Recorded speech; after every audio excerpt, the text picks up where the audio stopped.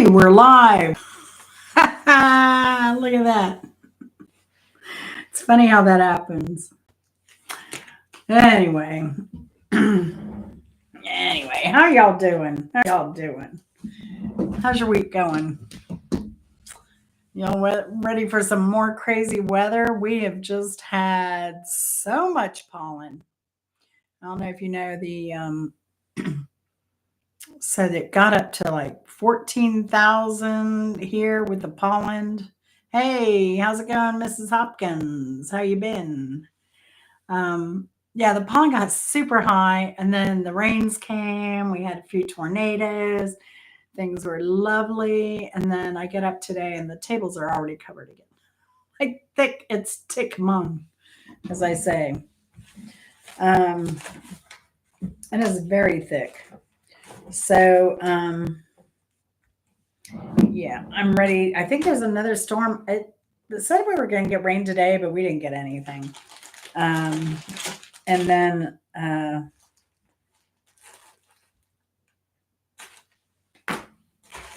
the but yeah, I'm looking at the storm moving through. Mrs. Hopkins, I think maybe you got some of that. I don't know. It may evaporate by the time it gets here. I don't know. I'm keeping an eye on things though. Keeping an eye on things. We'll probably have more tornadoes. I think they're already calling for that. I don't know. We'll see. I just want rain to wash all this down. But they say it's going to be a long, long one. And now all the local car detailers and pressure washer people and all that, they're going nuts because nobody's going to hire them with this going on. So they're hurting a bit. How are things going with Mama B and the hubby and all that good stuff, Mrs. Hopkins? Y'all hanging in there? And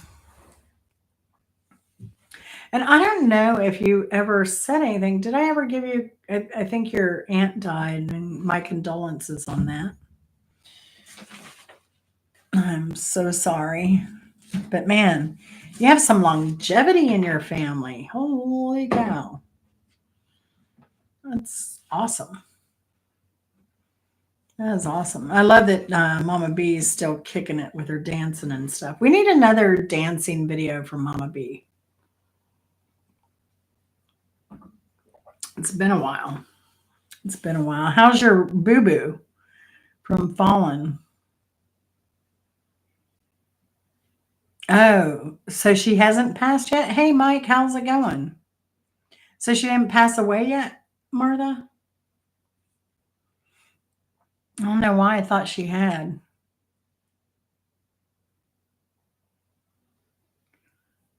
That's wow. Tough cookies, tough cookies. Mike, I really enjoyed your hiking videos this week. You surprised me back to back videos. Oh, his aunt did. Oh, I thought it was Mama B's sister. Man, that rots. Sometimes when it rains it pours. Sometimes. Yeah, Mike, the I was saying the pollen here is so crazy thick. Crazy thick. Wow. Now was his aunt also in her 90s or probably in her 80s? But I don't know if he has any siblings. But I was just thinking, looking at your mother-in-law's age,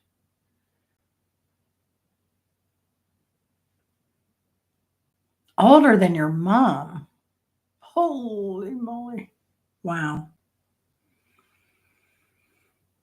Wow, wow, wow. That's wild. That is wild.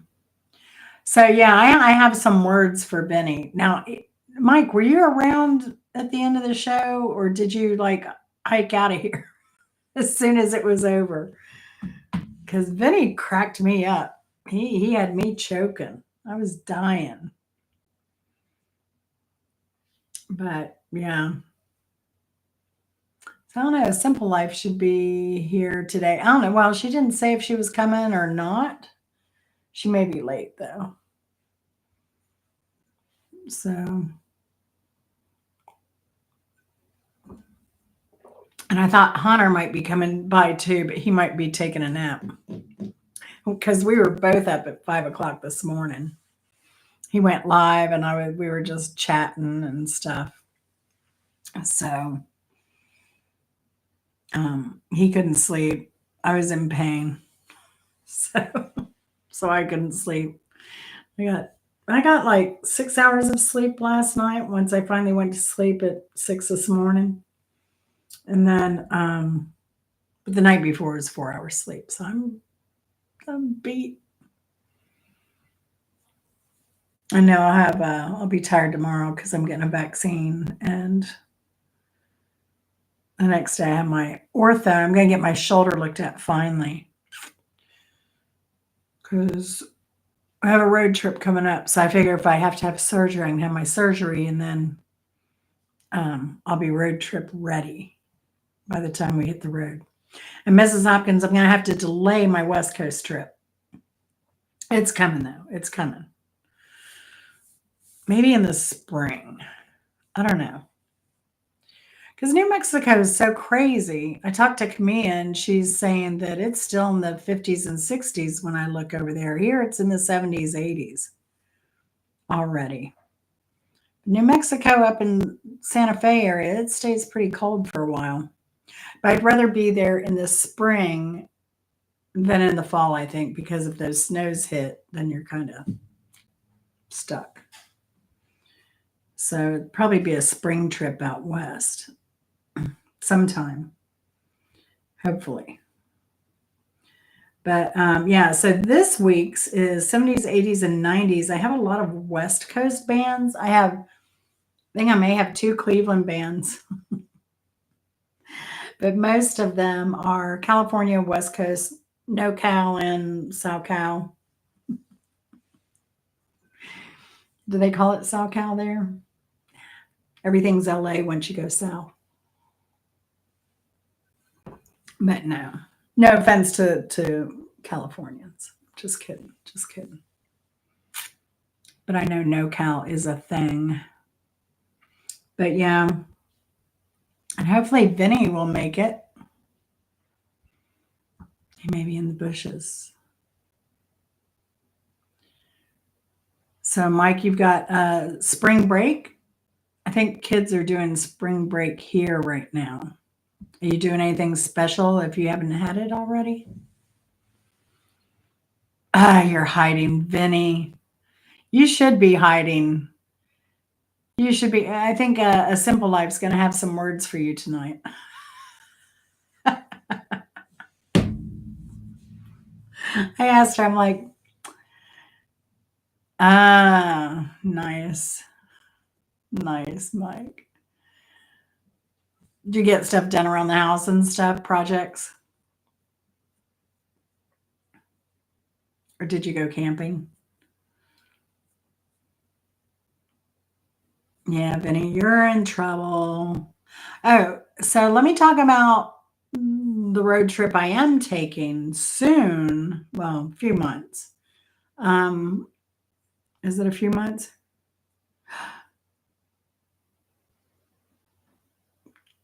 Yeah.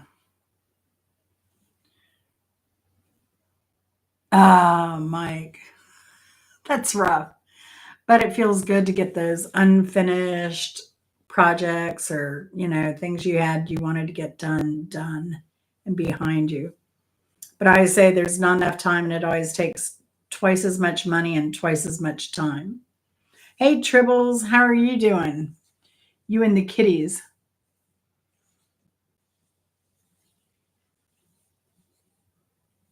Yeah, you're gonna lose me. I saw on that other video that you were doing Eastwood. You're gonna lose me on any movie stuff probably, unless it's a comedy. Yeah. But yeah, that's kind of how I roll. That's awesome, Tribbles. But yeah, so I'm doing a Midwest tour. My Midwest tour coming up will be different than last year's Midwest tour, where I was after Clowney trying to recover some personal items for some ladies. Um, but I think we're going to hit, I'm going to drive because last time last time we flew the plane, I got home and I was sick. So we're going to drive because I'm going to be around high risk people and on the trip. So we'll be driving. So from states from here on up north. But I think the agenda so far is to hit uh, maybe Canada, um, to see Mark Kropka, Pirate Radio. He's an awesome musician. He took piano, keyboards. What he did a few things at the Royal Conservatory in Canada of music, and then he became a contractor, remodeling houses and that type of thing. So, and now he's getting back into music in his 60s, and he's actually working with like 4 bands, last I heard. I need to touch base with him. It's been a while, but I know he's been super, super busy. And I'm not going to Niagara Falls. Yeah. Uh, I'm trying to hit a lot of states I've not been to before, and I've been to New York City, you know. But I'd love to get to Nova Scotia. I would love to get to, we actually want to go to Newfoundland, but that's not going to happen this trip. But we're going to hit Detroit. See, Spartan Dan is on my list. Qstead Q's on my list. Maybe Jennifer, anybody else who wants to meet up who's in Michigan, Vinny, if Vinny wants to try and get together and meet up. And then we're going to head to Wisconsin to see Faye, dear Faye. I want to see her. And Iowa to see Honor. And since we're there, we'll go on up to Minnesota. And then, I don't know. And if we don't go to Canada, we may head out to Cleveland to see the Hall of Fame there, Music Hall of Fame. Hey Angela, how's it going? I just so you know, I watched you probably saw the comment. I watched one of your old lives, one of the long ones, the deer live today. So I feel bad. You should give me a shout out on your watch hour stuff. So holding my fingers crossed for you. But yeah, we're I don't know. We're traveling. We'll be hitting quite a few states, but I can mark those states off my list because I've never been to any of them. Oh, thanks, Angela. I appreciate it. Now, next year you got to do the same though, so I don't lose those hours. YouTube's so crazy. You have a good, successful like video, and people watch it, kind of goes semi-viral. That's what happened. Like, I was at 2,700 plus, and then I dropped to like 2,400 overnight. Oh, Mike, I do love New York City. I do like the rural areas too, but first time I went to New York City was in the 60s during the garbage strike. I remember I was what, 5 maybe. I remember having frozen peas in Chinatown in my fried rice dish. They used frozen vegetables and it was just disgusting. And then like my little childhood palate was advanced at the time, I guess. So there was the garbage strike. I got sick. I went up on the Statue of Liberty, and I don't know if it was the boat ride over or what happened, but that to me, it was that going around and around on those staircases, and it was hot, and all those people, and it was green, and yeah, it just made me nauseous. And I don't know if I threw up on the Statue of Liberty. So if anyone got puked on by a kid back in the 60s during the garbage strike, that was me, and I apologize profusely. I don't remember if I did or not. Um, and then, yeah. But so my dad and I had talked. I was always trying to get my dad to go to Stomp. And it was always on his birthday here. But he would always say, I'm going here. I'm going there. I'm not going to do it. Blah, blah, blah, blah, blah. He really didn't know what it was because he was a jazz drummer. And then I guess he realized what Stomp was. And then he said, this year I want to go for my birthday. Well, it was a year they didn't come to Atlanta, but they were in New York. That had always played at the Orpheum Theater, I believe. They're near, yeah, wherever it was in Manhattan, but Orpheum Theater. But so I'm like, okay, I'll just take us to New York. We'll do the weekend. So I got tickets, we got flights, I got him a limo to the hotel. I got him a hotel. We were overlooking the Statue of Liberty and at the Marriott there, next to the World Trade Center. At the time, I didn't realize it was right next to where the Trade Center had been. But yeah, we had a whirlwind long weekend, and it was fabulous. We went to the theater, went to a bunch of restaurants, hung out in Central Park. It was such a great time with him. We did the Circle cruise there around Staten Island and the Statue of Liberty and stuff. His wife came with us, which was unusual, but I guess she wasn't going to allow him to have fun on his birthday. But we were on that tour boat, and there was this lesbian couple next to my dad. We were kind of sitting opposite on the tour boat, and there was a lesbian couple opposite my dad, and this girl had a huge tramp stamp, and she had like what do they call them, the low waisted pants, whatever, not hip huggers, but a step above. And she was sitting there, and so you could see all the way down her butt crack. Hey Ray, how's it going? Hope you're having a good week.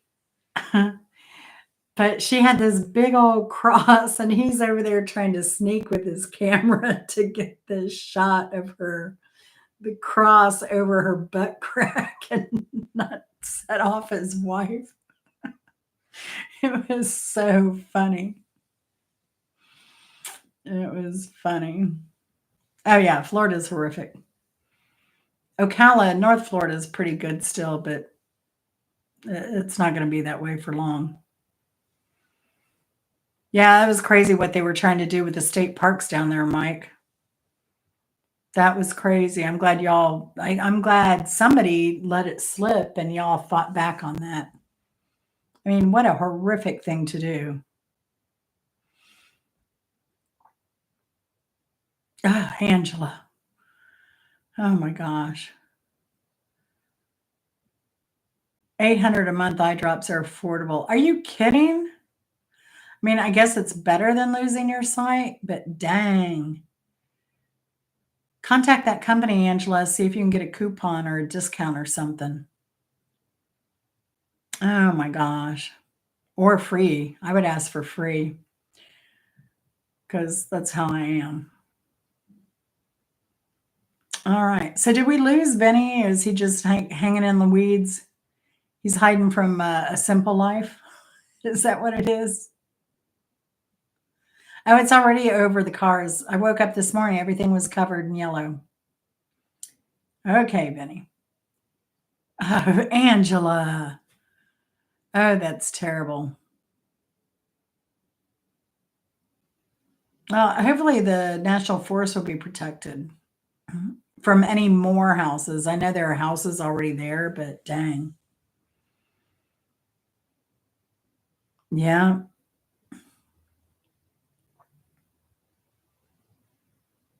Well, thank you for doing that, Mike. I mean, Florida is such a treasure. Such a treasure. It's terrible here. I looked; it was almost 7,000 earlier today. Tribbles. Um,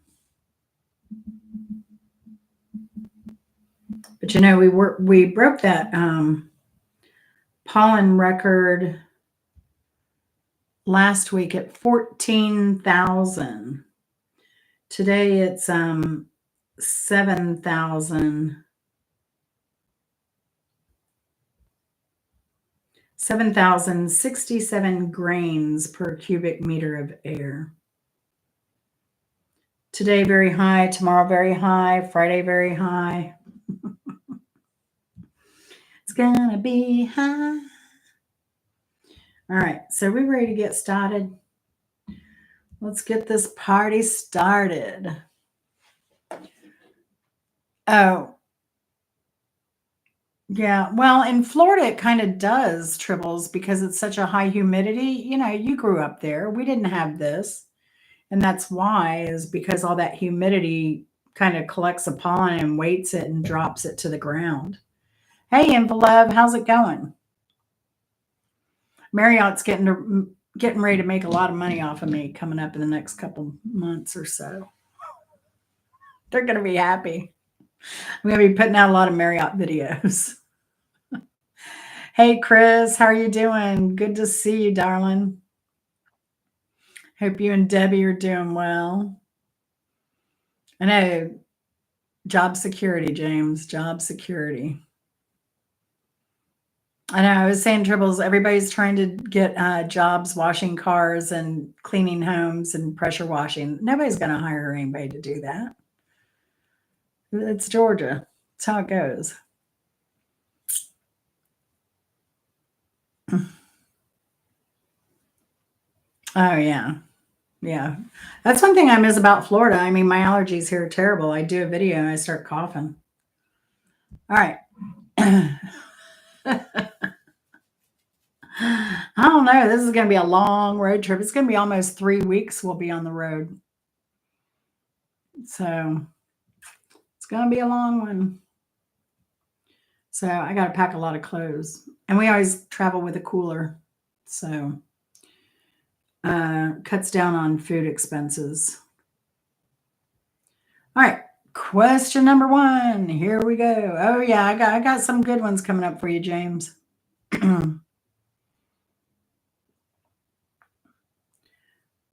Question number 1. He's had success writing musical scores for The Social Network, Girl with a Dragon Tattoo, Birdman, Watchman, or Watchmen, Gone Girl, Challengers, and Pixar's Soul. He's had success writing musical scores for several things, all that I just mentioned. Girl with the Dragon Tattoo. Now, I did see that movie, and that was pretty good. I'd heard so much about the book that I did make an effort to see that somewhere. But yeah, I also wrote for Pixar's Soul. And I think they may have been nominated for an award for the soundtrack to Soul, or music that was written for Soul.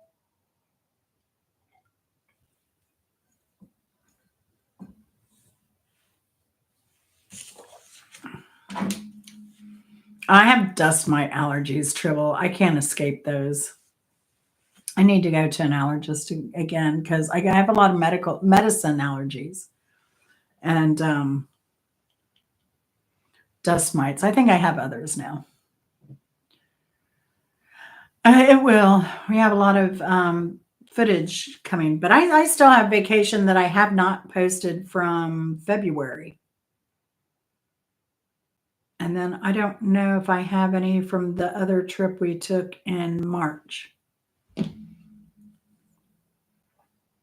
No, good guess though, Vinny. Yes, Stieg Larsson. Yeah. Norwegian movies.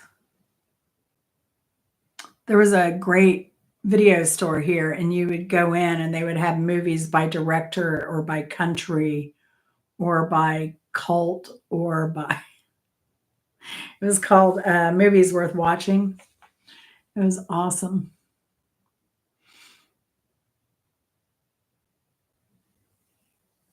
That's where I'm going. I'm going up to Michigan, James, amongst other states that I've not been to. I got to check some off my list. That's my bucket list to hit all 50 states before I die. So I think I'm at 27 so far. No answers. I'm shocked. I'm shocked. Now, I do like Pixar stuff when I can read it. The Shrek movies were just awesome. Gone Girl, Challengers, Watchmen, Birdman.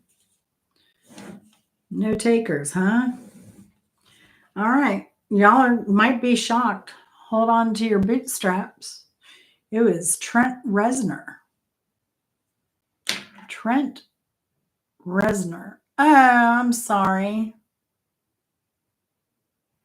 He had success writing musical scores for The Social Network, Girl with the Dragon Tattoo, Birdman, Watchmen, Gone Girl, Challenger, and Pixar's Soul.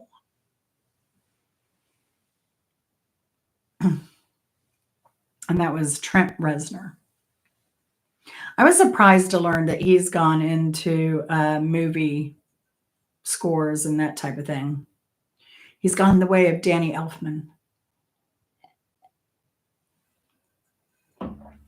Yeah, right.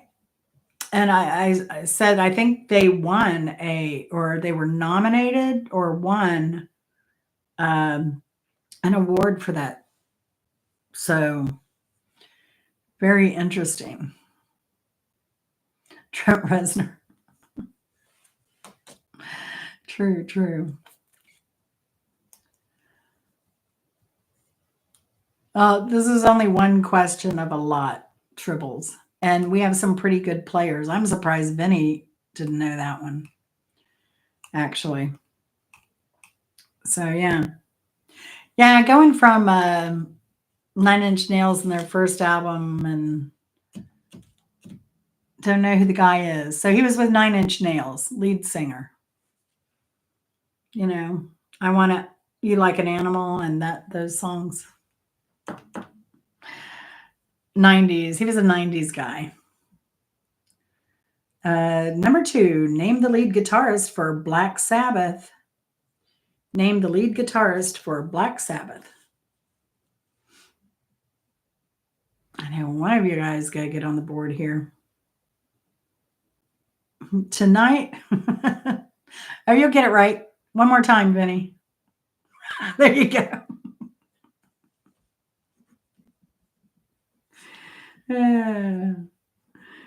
Yeah, his real name is actually Anthony Frank Iommi Jr.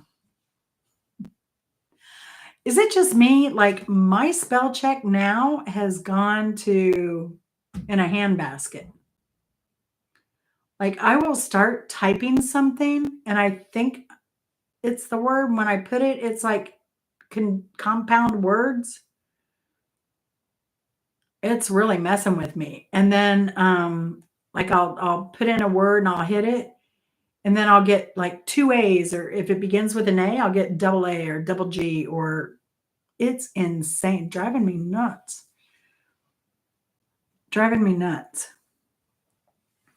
So yeah, I'm on a Samsung and they just did a UI, a new utility install, and I think they did another one. I thought, oh, good, this is going to fix it. Nope. Yeah, but this is just recent. I've never had that problem before. It's crazy. This is all recent.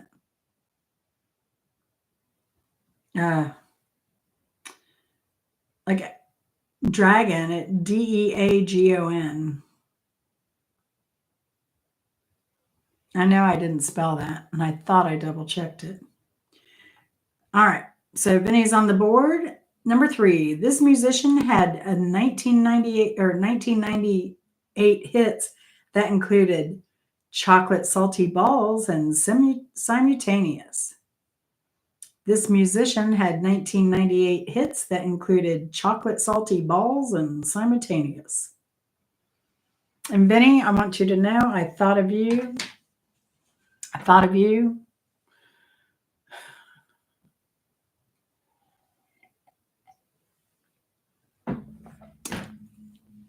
Yeah.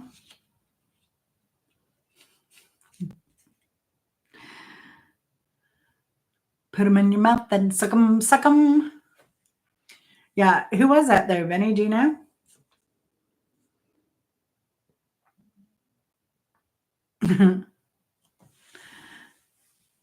Yeah, Trey Parker was one of the creatives on South Park, but he did not do the song. I'll give you the point, Vinny. Close enough. But yeah, it was Isaac Hayes. He got a lot of flack for that. So it was from South Park, Hike with Mike.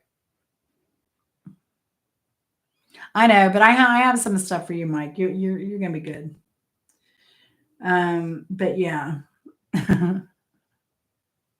But you know, he burnt his chocolate salty balls just like Vinny did last week. But I guess Vinny's aren't chocolate. Butterscotch, maybe? I don't know. Maybe just plain old vanilla.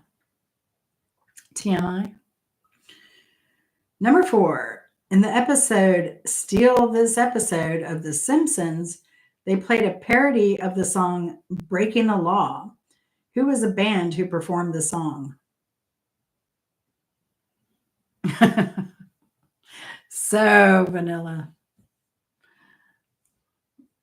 Question number 4. Ah, Vinny, holy cow. You're just going to steal it all. All right, so here's a bonus. Here's a bonus. What did Bart Simpson write on the chalkboard in the next episode? After that one played, what did Bart Simpson write on the chalkboard in the next episode? Did he have to write on the chalkboard every episode? I've never seen that show.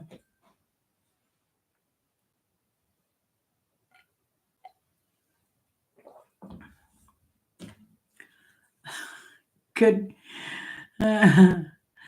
good guess, Vinny. No, but apparently they were referred to as a death metal band. And apparently they took offense to that. So to make up for it, they had Bart in the next episode writing Judas Priest is not death metal on the chalkboard. That is pretty funny.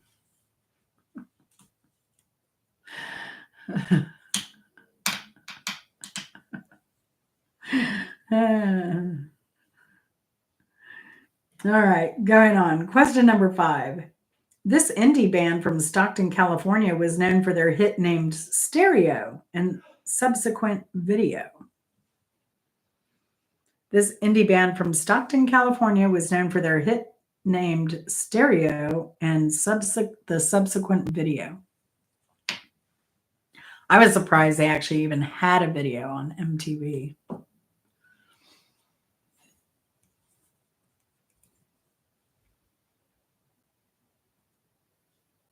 Oh, okay, Tribbles.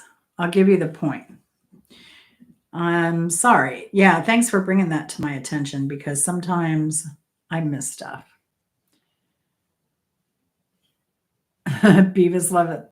Yeah, I think there was a cultural reference to Beavis in Wikipedia. This indie band, no, Indigo Girls are Georgia girls. They're from Atlanta, Athens, Decatur. Well, they're actually from Decatur, Georgia. In fact, Amy owns she started a restaurant chain called the Flying Biscuit. I think she's backed out of that franchise now. I think she may have sold off the franchise, but now there are franchises of the Flying Biscuit Cafe all over Metro Atlanta. And when they first opened, the first location I went there, I didn't care for it much. But when I had eye surgery, I ate there after my surgery because I had to go to the doctor after, and they got me hooked on their grits. So I make my grits like they do now.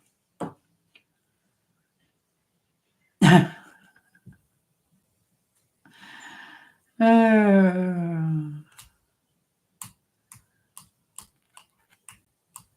No, it was Pavement on the stereo. Stereo. I like that song, that band. That whole album is really good.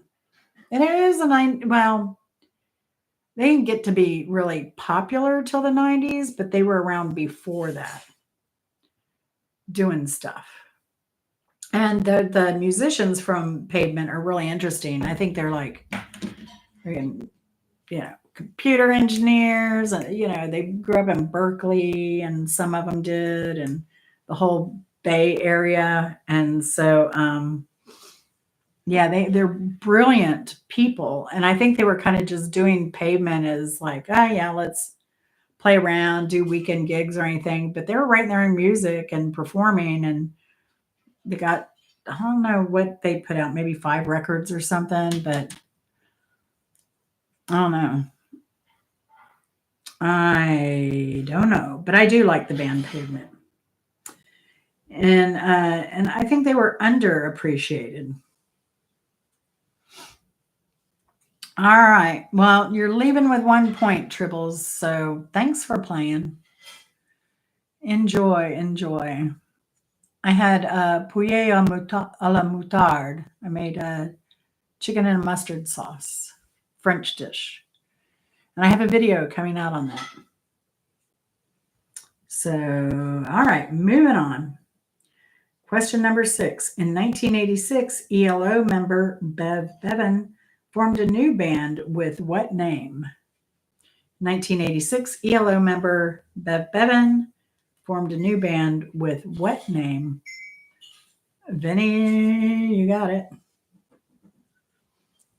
All right, impressive.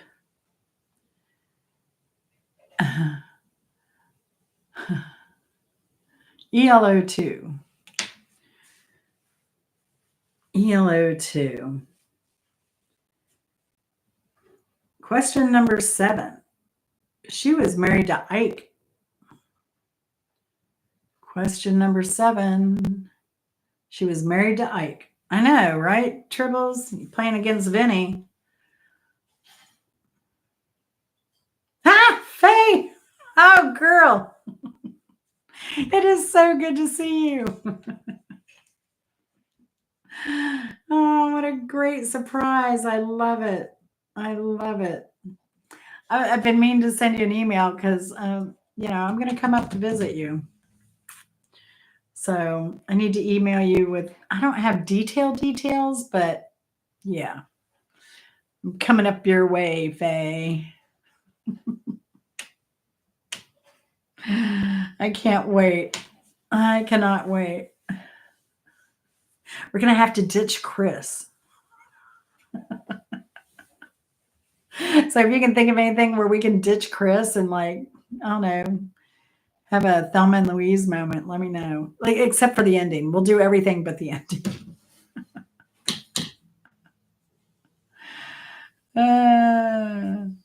That's great. I love it.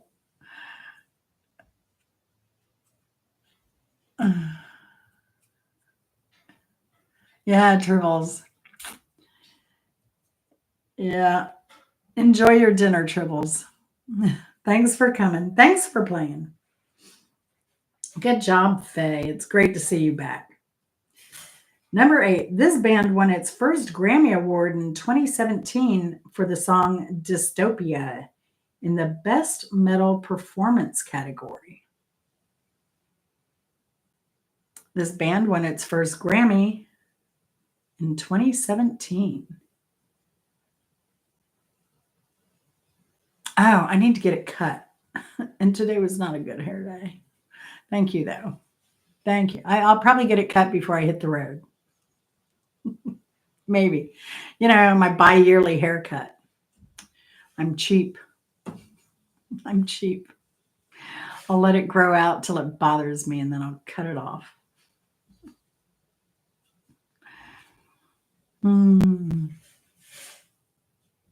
I don't do anything to it. I wash it. I let it air dry. I don't color it. I don't do anything. Hey, Spartan Dan. Good to see you, honey. You're sounding so much better.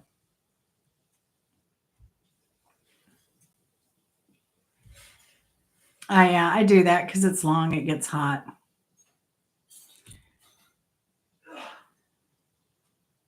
Thanks, Faye. You have gorgeous hair, though. You have really gorgeous hair.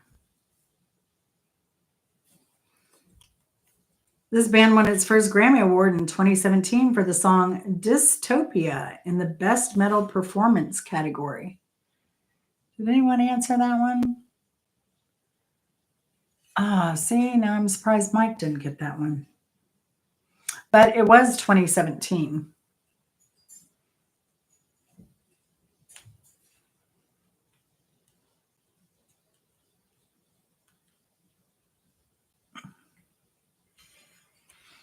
I don't mind going to, and you have very pretty hair, Mrs. Hopkins. You really, really do. No idea. Starset. No, it was Megadeth. Megadeth. All right. Number 9. This group from Cleveland was mentioned in Ian Christ's book, Sound of the Beast, The Complete Headbanging History of Heavy Metal, and mentioned in Rock and Roll and the Cleveland Connection by Deanna R. Adams as one of the only, if not the only, all black metal bands in the country in 1987.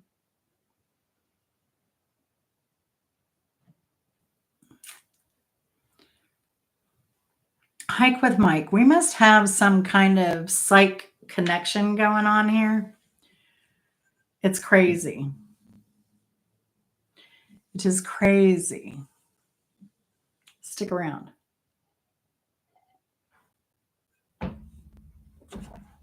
Nope, it wasn't Living Color. I don't think they weren't metal.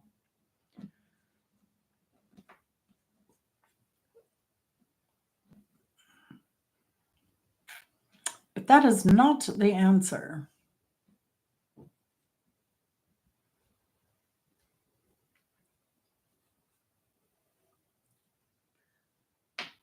Question again is this group from Cleveland was mentioned in Ian Christie's book, Sound of the Beast, The Complete Headbanging History of Heavy Metal, and mentioned in Rock and Roll and the Cleveland Connection by Deanna R. Williams as one of the only, if not the only, all black metal bands in the country in 1987. I believe that was pre-Living Color. All right, Tribbles, take it easy. Faye. Faye. Yeah, I mean they're kind of Midwestern. But there's a really good interview with Siki Spacek in Vice.com. So I think if you Google Black Death, Siki, Siki, and then Spacek, like, Sissy Spacek, you'll see the Vice interview. A really crazy interview. But they kind of reminded me a bit of Kiss. So I think Kiss was an influence. But yeah, Siki Spacek is pretty wild dude. Thank you, Dribbles. Thank you. Question number 10. I uploaded a chicken recipe video this past weekend and sang a line from a song on the Offspring's album named Smash while deep frying onions. Name the song. I uploaded a chicken recipe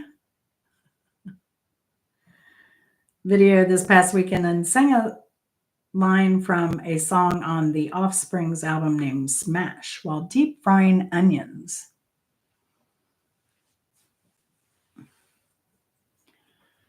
I appreciate it, Tribbles.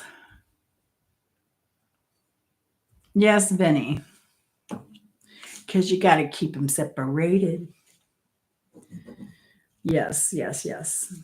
I do like the Offspring, though, because they were just kind of fun. They were just crazy. And I love that.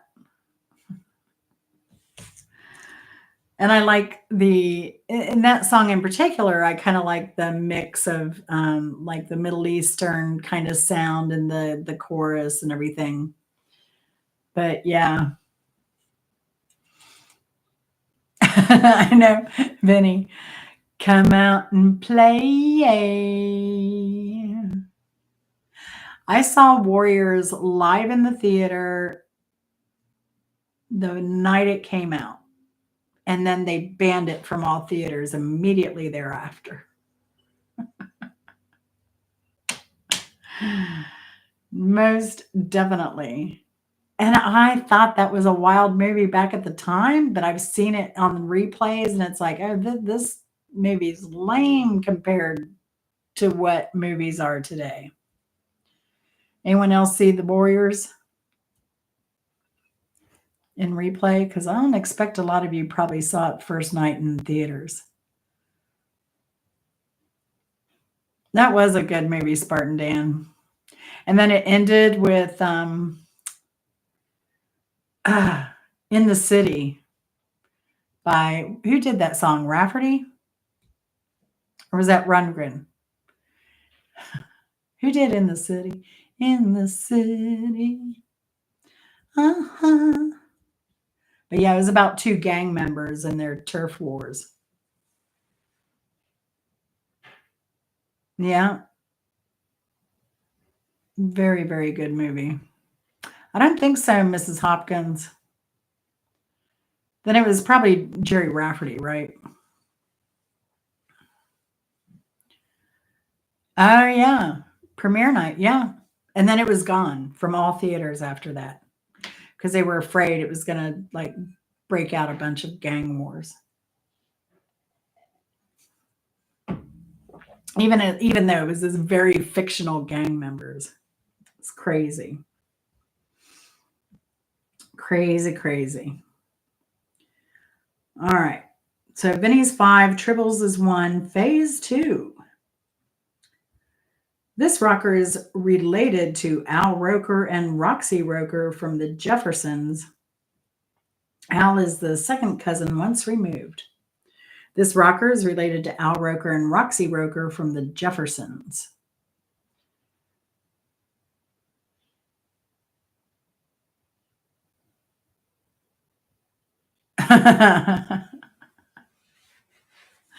Yeah, you've never disclosed your gang name. Oh, the 12th Street Boys. Okay.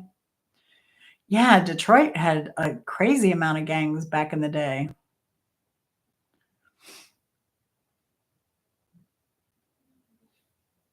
Yeah. Yeah, but then they met for that showdown on the beach. Yes, Al Roker, the news guy.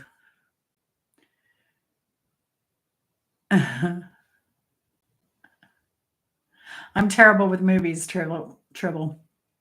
Like after the 80s, I'm lost. I'm totally lost after the 80s for the most part. Unless it was like an Academy Award winner type of that movie. You got gunshot and stab wounds, Dan.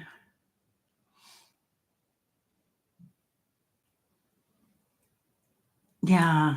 I had even forgotten the name of the gangs there. Crazy Times.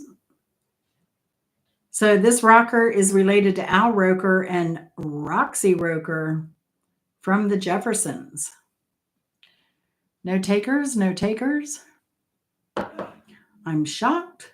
I'm really shocked. I may have to give you, it's getting hot in here. I may have to give you, it's a rock and roller. It's a rocker. He's more, there you go, Vinny. Yes, Lenny Kravitz. His mom was Roxy Roker. His dad was Cy Kravitz. I'm such an idiot.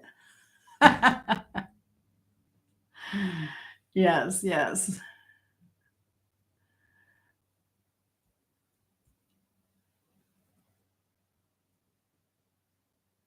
Oh, yeah. Yep. Good job, Tribbles. You have a great memory. Number 12. This Canadian rock band formed in 1969 and based in Halifax, Nova Scotia. It was led by singer, guitarist, songwriter Miles Goodwin until his death in 2023. This Canadian rock band formed in 1969 and based in Halifax. Enjoy your salad and everything. Your garlic toast. Hey, Hunter, did you finally wake up? I got up at noon, so I got 6 hours sleep. And after you signed off, I stayed up and edited a video and posted it. Just a short, though, not a full video. Very good. I loved April Wine. I wish I'd been able to see them in concert. So, Hunter, you're on the board. Vinny's got 6, Tribbles 1, Faye 2, and Hunter 1. Faye's here. We're so happy that Faye is back. You love white wine. Cheers. I'm hoping if I drink a little wine tonight, I'll be able to go to sleep at a decent time.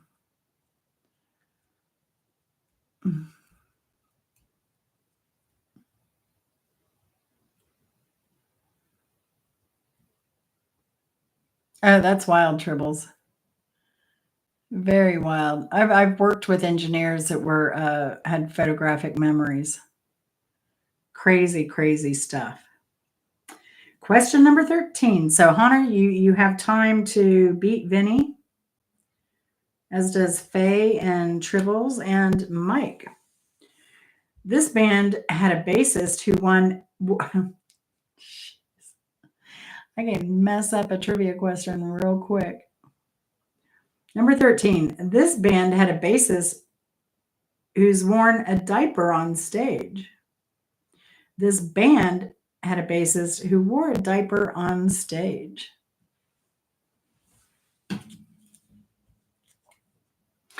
Oh, come on, people. There you go, Vinny. And who is the singer's name? I mean, the what is the bassist's name? Extra point.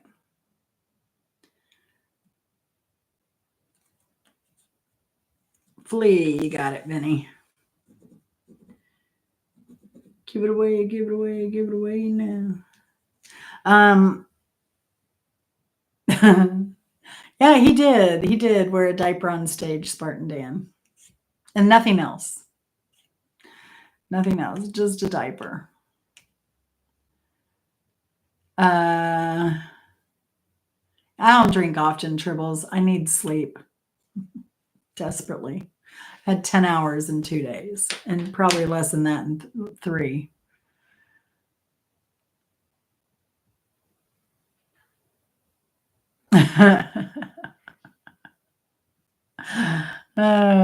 Now I know Bimbo did not like Red Hot Chili Peppers, but I did. I did. I enjoyed them. I thought their music also, same reason I like off the Offspring. I thought their music was a little bit fun. Oh, Hike with Mike. I wore them actually after I had gallbladder surgery because I had heard some stories. So I got a little nervous. I'm like, maybe I should just wear a diaper for a while at first. But after a week, I was like, this is a walk in the park. A walk in the park. Yeah.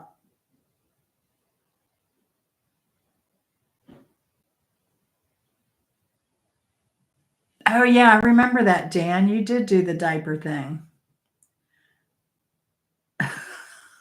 That was funny. Yeah. Oh, yeah. Well, our friend Bimbo, she had like 7 cancers and she had to wear a diaper because they were like, oh, we can give you an Osta bag or you can wear a diaper the rest of your life. She's like, give me the diaper. Give me the diaper.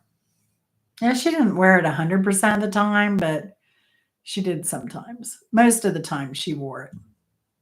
But of course, like if I was down in Florida and we were going to the pool, she wouldn't wear it. But, you know, I don't think she killed anybody with any bacteria. I don't think so. Oh, yeah. And this is funny. So, Mike, you might like this idea. So, my friend Lisa, who was living in Florida, she lived in West Palm when those 3 hurricanes came across that area. She was living in where there's the presidential towers there, that golf country club community, and um, in that high rise. And they got hit like 3 times in a row. So I think even when the first one came, yeah, she was German, so very, very practical person. She went and got diapers. So brilliant.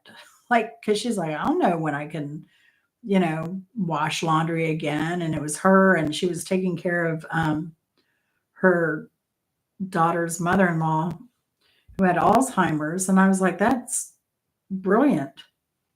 But no, Pop Tarts are the first thing to fly off the shelves. Pop Tarts and beer in Florida.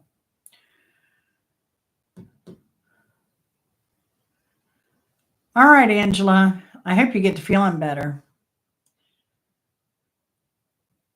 I hope it wears off soon because our friend Qstead Q, she just had cataract surgery and she's been dilated for a couple, 3 days with this surgery. Maybe they dilated more.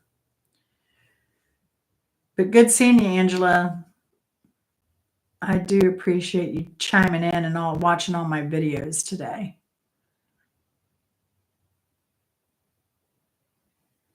Oh yeah, Mike. Yeah. Well, I was down there in Port St. Port St. Lucie right after. Remember, it got hit with like 7 tornadoes. Oh my gosh! And we were there like just shortly after that. That was insane. Insane. Yeah, I do dark mode as much as I can. But I think I'm about ready for cataract surgery, but just the one eye. All right, here we go. Number 14, first recorded by Roy Orbison and later covered by Bonnie Raitt. You Got It was written by whom? First recorded by Roy Orbison and later covered by Bonnie Raitt. You Got It was written by whom?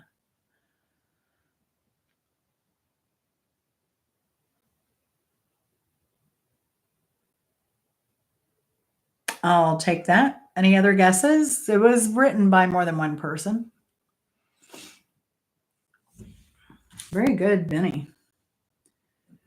It gives you 9. Number 9. Number 9. Number 9.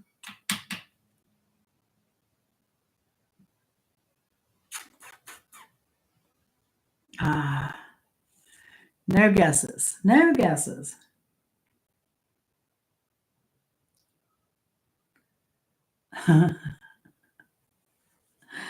Oh, come on. No guesses on that one? We got Roy Orbison. We've got Jeff Lynne. I know. I do take some of them, but I've got to remember her and make sure y'all remember her too. So I still like Moist.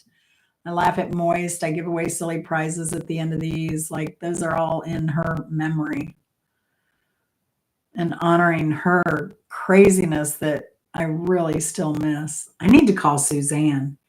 I had it on my Susanna Banana. I had it on my calendar, like because I remembered late at night, like, oh, I haven't talked to Suzanne in a while.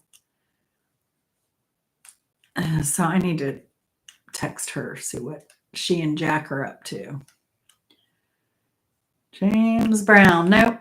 But Hike with Mike, come on now. I can't believe it. I'm so sad.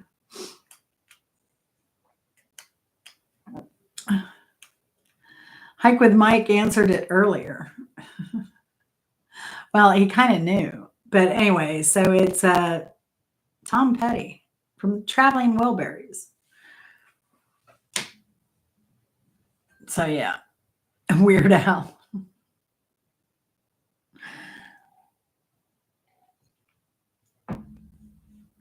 Yes, yes, yes. I know. I thought for sure that Mike would get that.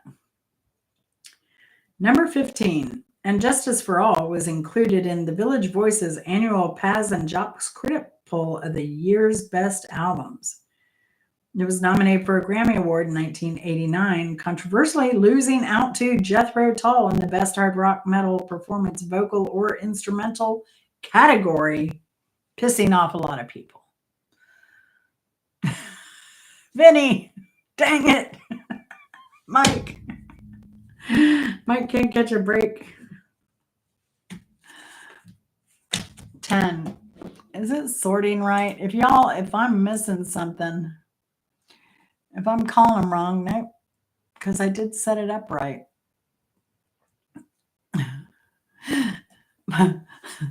Hike with Mike, you have been way too early on these answers.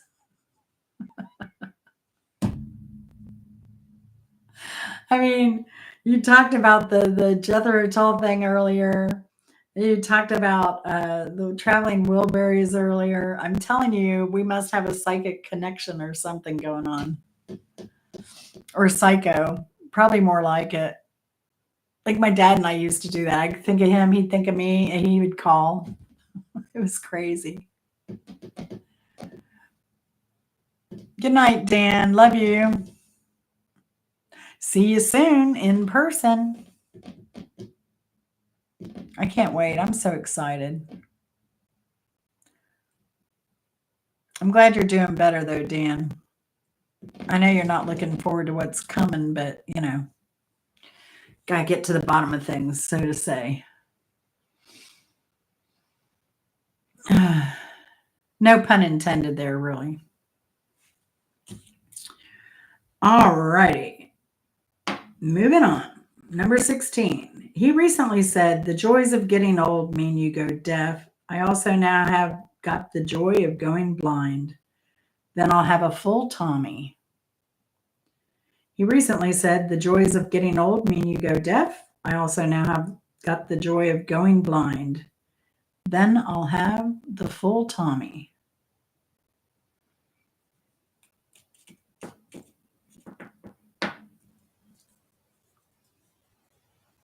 Nope. Nope.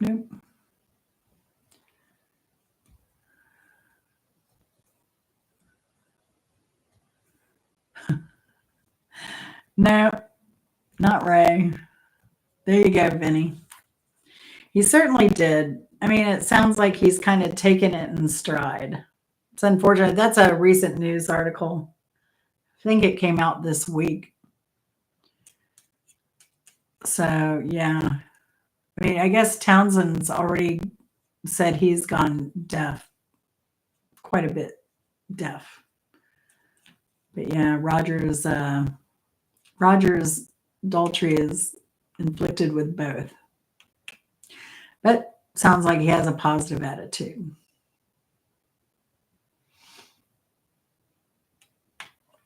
For certain. I believe that news article just came out this week. I'm like you, Faye. Something, or I'll do initials. Yeah, true. Hike with Mike. Very true. Very true. Number 17. Members have included Nick Turner, Hugh. My spell check messed up. I'm going to say Hugh Lloyd Langston, Del Detmar, Lemmy, Simon King, Robert Calvert, Simon House, and Ginger Baker. But the band are most closely associated with their singer, songwriter, and guitarist, Dave Brock. Members have included Nick Turner, somebody Lloyd Langston, or Langton, Del Detmar, Lemmy, Simon King, Robert Calvert, Simon House, and Ginger Baker. Ginger Baker. Ginger Baker actually went to Africa and did some stuff with Fela Kuti. He was a big fan. And I could see why. No, Duran Duran.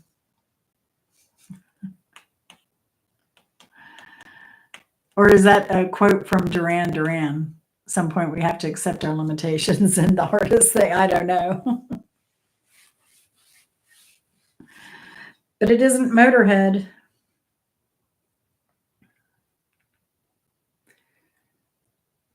It wasn't Motorhead.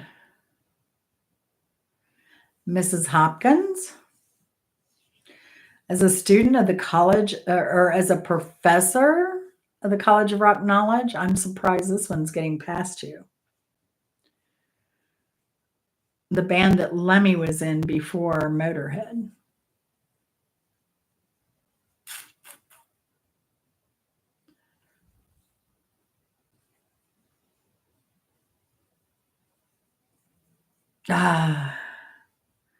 Hawkwind. There you go, Vinny. Hawkwind. That was a favorite of Bimbo Barbarella, too. And was Twisted Sister. She had, she didn't have a Hawkwind tattoo, but she had Twisted Sister, Def Leppard, Rolling Stones.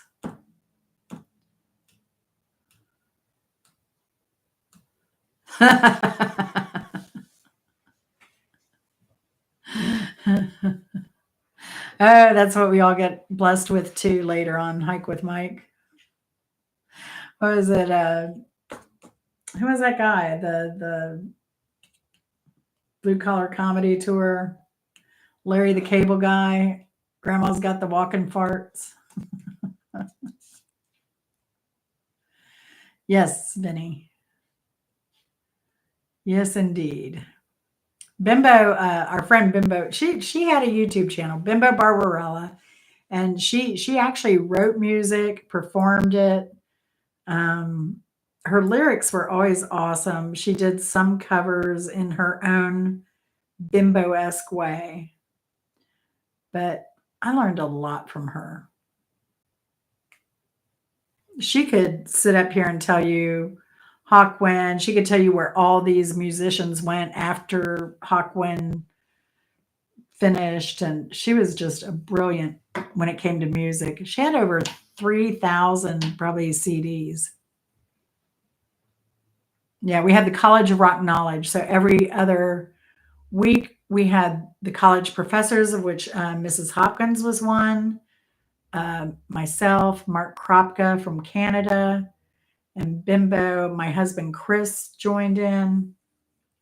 And we would we would pick a band and go through the entire discography of the band, and then we would rate songs. And it was nice hearing other people's perception or what they liked versus what they didn't, or just getting like tidbits of trivia.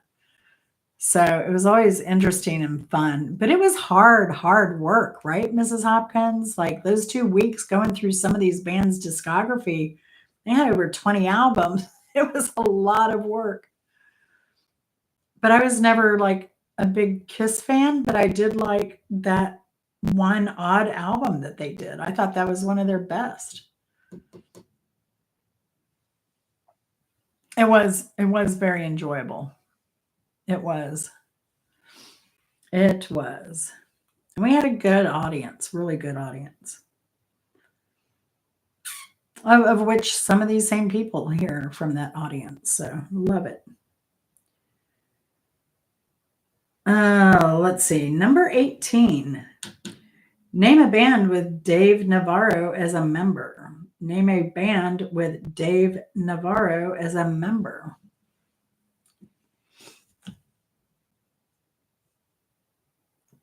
I thought about doing trivia on just one band.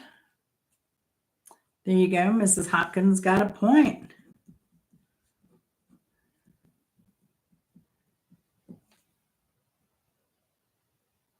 Oh, wait. He was not. He was not, Mrs. Hopkins. I'm sorry. Let's see. Let me double check.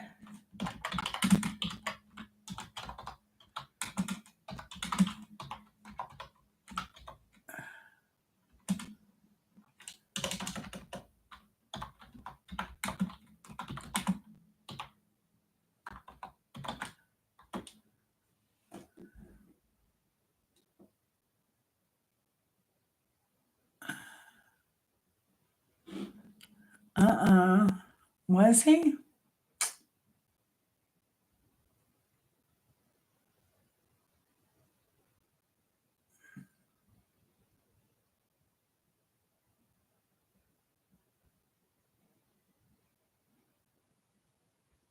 I don't think he was. He was not, but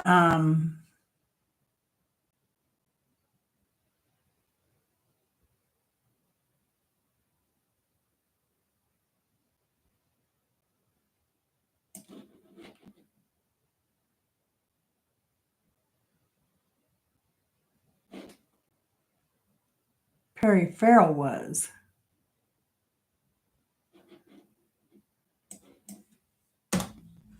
Let me double check.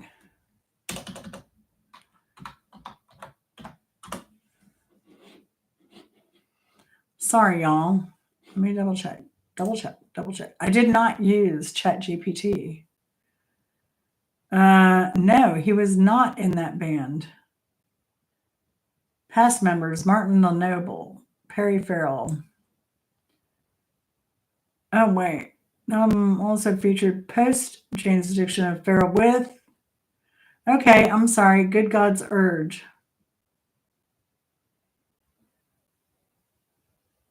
He did. But he is not. I guess he wasn't an official member of the band, but I'm going to take that because my list includes I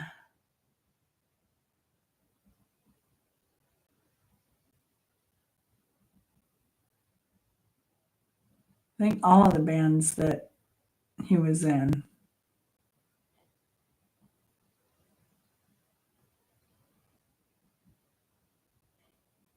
Or that he ever played for or wrote for or whatever. So I'm going to take, I lost a lot, so I apologize, y'all. Yeah, he is a newlywed. But you know what?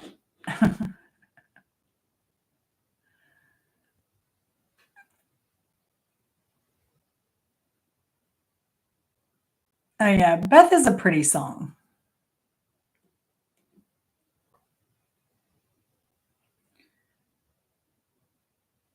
Yeah, Jane's Addiction.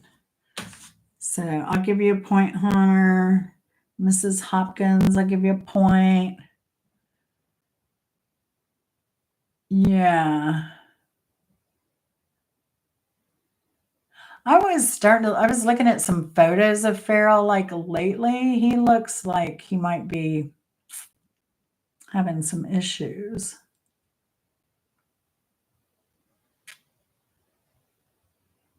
Yeah, I gave Miss Hopkins a point and Honor. So the bands that I found that he had been a member of are Jane's Addictions, Red Hot Chili Peppers. He was had a stint there. Deconstruction, the Panic Channel. He played with Alanis Morissette, Janet Jackson, Camp Freddy, Spirits in the Sky, the Wombats, and Yacht Goth. So, and of course, I've only heard Jane's Addiction, but not Red Hot Chili Peppers. But yeah, and if he didn't play with them, he like at least worked on a studio or something with them. Yeah, yeah, Mrs. Hopkins, and it was over something really petty. I guess it was he felt that his voice was being he had laryngitis or something, and he felt his voice was being drowned out by the other musicians. But isn't that what sound engineer can balance out? And it sounds like it was more than that. Yeah. I had a dog every time Jane said would come on. Isn't that the name of the song? Jane said. I'm terrible with song names, but I had a dog. It was a Basset Lab mix, so it was like 5 feet long and 2 feet high, probably 6 feet nose to tail. And every time, hey Eddie, how's it going? I was wondering where you've been this week. I've missed you. I was about to hit you up on WhatsApp.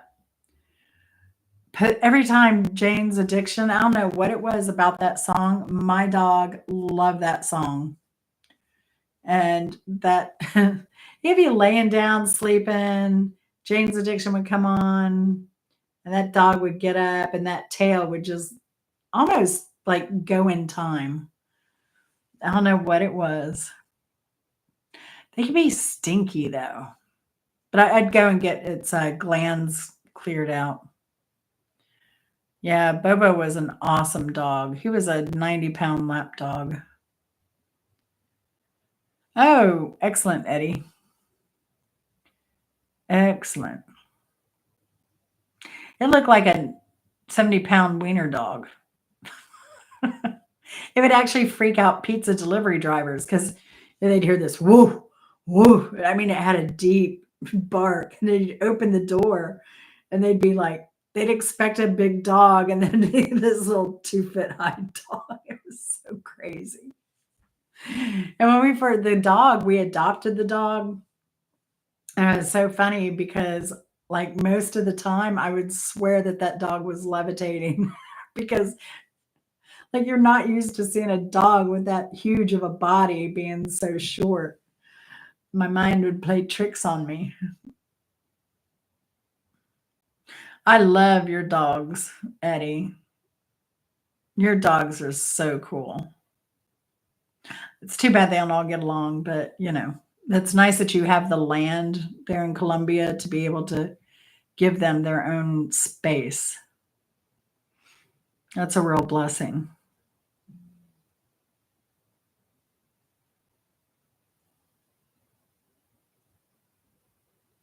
Yeah, Eddie's in Colombia, Mike. He teaches English.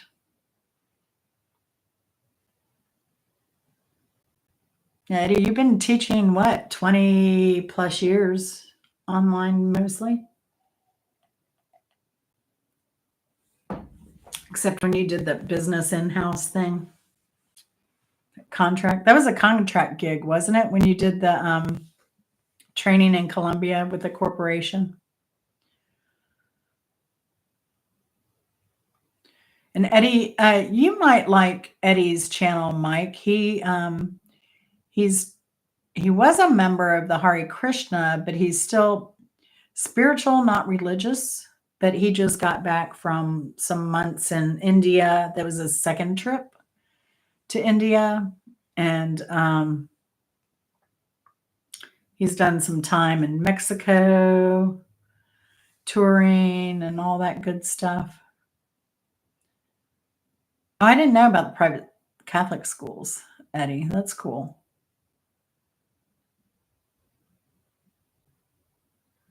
That is really cool.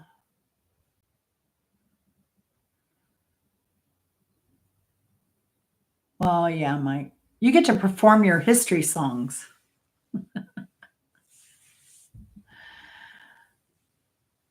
Yeah. And that was cool when you were in India and able to work and still do your teaching when you had good internet. Crazy, crazy. Some people don't understand that you have to have good internet if you're working online. All right. Let's see. Where are we? We're at question number 19. The Bay Area's band, this Bay Area's band first album, August and Everything After, charted within the top 5 of the Billboard 200. Top 5 of and the single Mr. Jones from 1993 was a number 1 hit in Canada.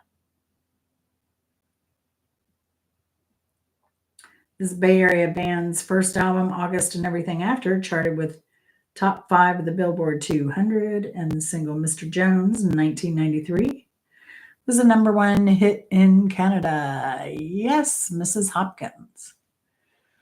Very good. And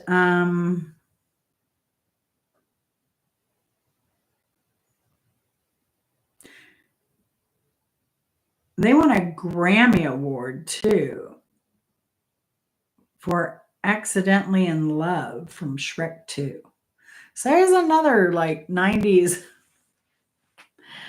band that has gone had some success and some screen music there.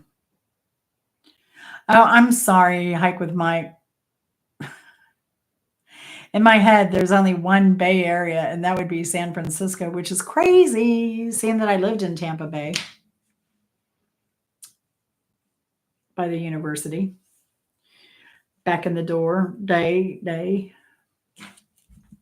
Yeah. Yeah. I need to check one thing on this next question to be certain because I should have added it. Should have added it.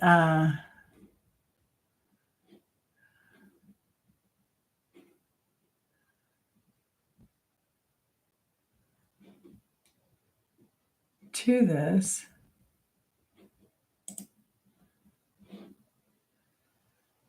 Oh.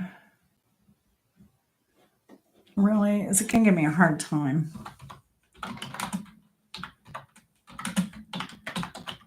I think it is. Yes. Okay. Before I said I had to check myself. I had to check myself. Sorry about that, Mike. I apologize. I've spent some time in the Bay Area of San Francisco, so sorry. Apology. And I've spent more time there recently than I have in Tampa Bay. And I wouldn't call Pasco County Tampa Bay. So different.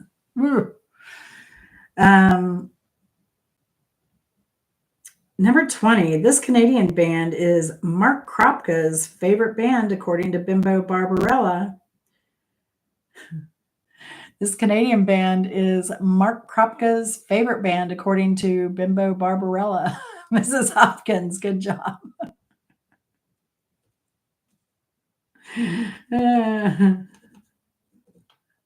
That means the ghost of Bimbo won't be haunting you tonight. You got a break. BTO. Oh, that's funny. Who? Who's on first? Oh gosh, he used to it used to drive him nuts when she would tease him with that. Oh gosh.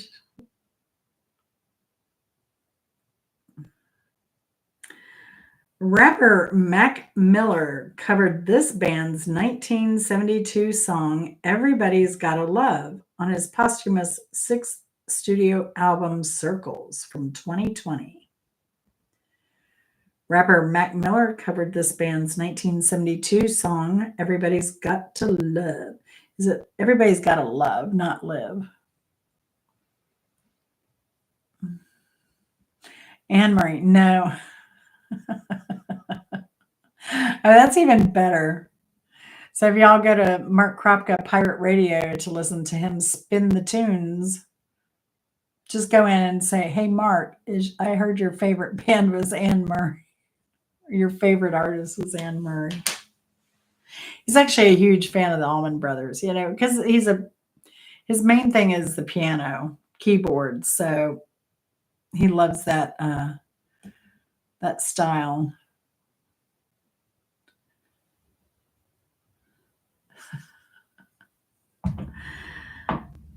Now I'm yeah. All right. Rapper Mac Miller covered this band's 1972 song "Everybody's Gotta Love" on this posthumous sixth studio album "Circles" in 2020.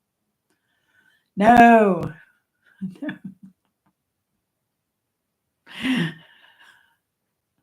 Benny, you always get crazy at the end of the shows. But I love it. I love it. I wish the Simple Life was here. So I'll tell you what happened. Benny, I was like, have you listened to DOA yet that Vinny recommended? I was like, it's tragic. And she came back later, like not too long. She must have gone and pretty much listened to it immediately. She came back. She's like, I'm going to have to up my meds. She's like, that was awful. It was so awful for me, Vinny, that I cannot. Who was that? Blood Love? Who was it? I can't bring myself to listen to any of their songs. I was so down after that. The music's great. I love the tune, but the content, the lyrics, oh my gosh, it is bad. But there's still people going to listen to it. Blood Rock, there you go. Yeah. So just be forewarned, she's coming after you. No, Blood Rock song DOA. Oh my gosh. It's really, really depressing. But I'm really surprised that you didn't get this one, Vinny, because I believe you turned me on to this band as well. No, but you suggested it, Vinny. Has anyone seen Vandemonium Plush yet? The Meatloaf 27-minute, 11-second movie that I saw? There you go, Vinny. Might as well. Might as well give you the point on that one. Yes. Now that band, if y'all haven't heard Love, go check it out. And this was so crazy too. Like, even though like Mike and I have had this like connection tonight on some of these songs and where we're going. So all our Arthur Lead was the lead singer. He was one of the driving force of the band Love. Now they came out in the 60s. And their sound, Chris said that kind of reminded what he heard off the album was a little Jethro Tullish. Like the first song on their one album, that I think Rolling Stones called it one of the greatest albums of all time, and it was ranked like high up there, the 500. I know it was above 100. Um, but I mean, the whole background is very interesting, and the other guitarist, they were both from Memphis, but both ended up moving as children to LA area. Yeah, Forever Changes. Holy cow, that's a great album. Yeah, crazy good album. What I've heard so far. I've heard like 4 of the songs so far. Um, but yeah, I want to hear more. More, more, more. I got to hear more. So it was really interesting though. And then the guy, I forget his name, who played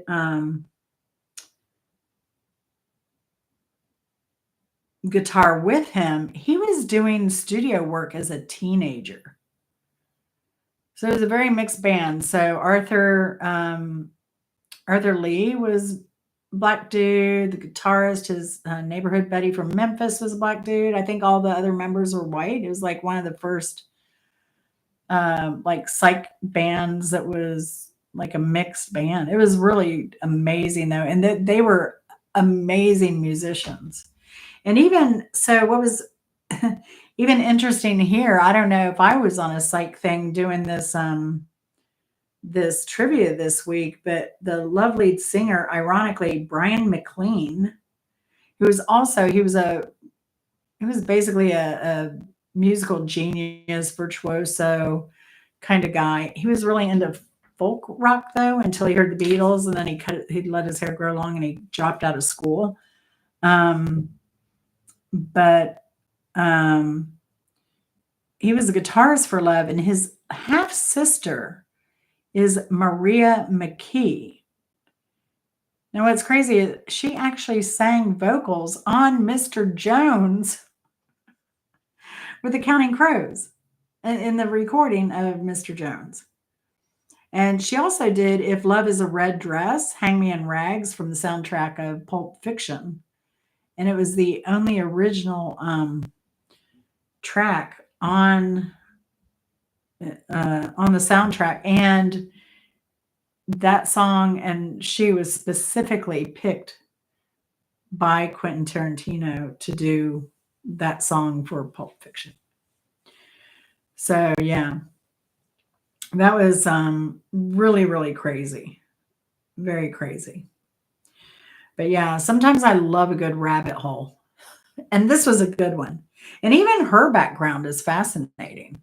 Really fascinating. She was like one of the first she had a band, I forget their name, but they were doing like rockabilly stuff back in the day, because she's in her 60s now herself. So she's no spring chicken, but she had a rockabilly band. So yeah, but she's done a lot of vocals and like guitar work and stuff for other bands as well as her own stuff. Yeah. Thank you, Vinny. I'm tired. I could not. But yeah, go read the Wikipedia article on Love and then just go down that rabbit hole. And like I said, that Siki Spacek article on Vice was really interesting too. And he's crazy. He was crazy. But yeah, so nobody has gone to see Vandemonium yet. It's funny. It's funny. It's 27 minutes of funny, interesting, and great acting. Great acting. And you'll like it. There are a lot of musical connections and references, and you'll get to see Vulcan Death Grip, because that's the whole purpose of this Vandemonium Plus, is getting to see Vulcan Death Grip in concert. So, yeah. But thank you, Vinny. Those are some really good bands to check out. I really appreciate it. So are we going to stick with a combo of, oh, I guess, Vinny, your gift this week is I buy these little earbuds. They're great for the computer here doing YouTube stuff. I have really small ears, so I hope you have small ears. Oh, here, I have this pack out here. I buy them like a pack of hundreds, like, or back in the day, it's like a pack of 100 for like $25, and they're meant for like school kids, and they have these type of buds on the back of them. They're all have different colors in the bag, but this bag was packed full at the time. How many was in here? It was a 30 pack of kids, wholesale kids bulk earbuds, individually bagged, a 30 pack.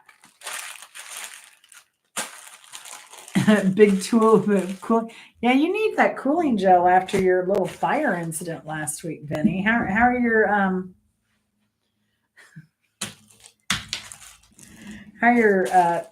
vanilla salty balls doing this week?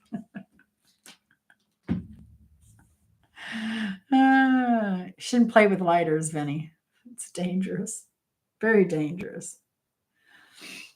Hunter, are you going live tonight at 5 o'clock in the morning? Are we going to hang out? I'm going to try and get some sleep. Crusty. I think some Silvadine might help that.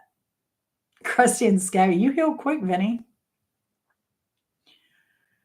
You heal very quickly. Crusty and scabby already. Just the way I like them. Oh, gosh. That was so funny. Yeah, I'm going to try and sleep tonight, Hunter. Have you had any beers tonight? I'm drinking a little bit of wine. I have this much left, and then I have probably about that much more left. And I'm hoping I can go to sleep tonight. Yeah, they say alcohol interrupts your sleep, but sometimes I got to do something. It's been a rough week for sleep. So, but yeah, so what are we doing next week for trivia? Pardon me. Today I'm getting tired just talking about how tired I am. What's next week, folks? What do you want to do? You want to pick a band and do a band trivia? It has to be somebody who has content. Lev did manage to put out 5 albums, which is amazing, considering kind of the short life of the band. You like the same format? Okay. Any year preferences? 20s, 30s, 40s? Do a little swing, big band? Don't get me started. I was singing, I did a video before this of me cooking dinner. I was singing some Burl Ives, but that's not going to be on trivia next week. I was singing Burl Ives' Cool Clear Water. I loved that song as a kid. Glenn Miller trivia. I like Glenn Miller.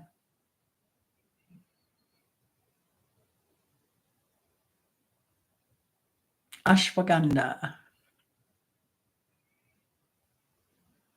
I might have to try the ashwagandha. Mine is pain related though.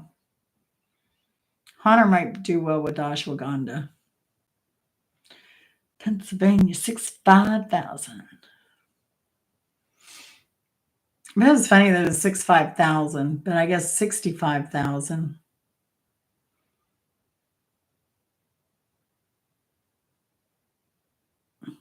Weather Naturals. Eddie, what was that other? Did you quit taking that other one?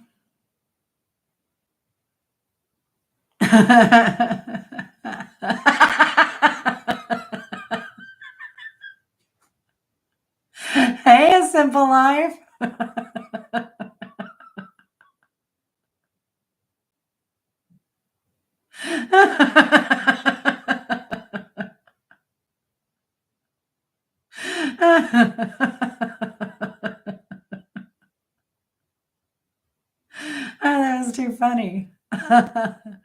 See, I love when y'all kind of like come in at the end and like crack me up.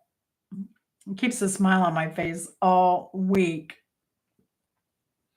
But if y'all got to go, I know Mike has to get up early for school, but I do appreciate you watching. I appreciate you playing. It's always so fun. I hope you learned a little something that I think, unlike me, I won't retain any of this. I have notes. I got crib notes. But yeah.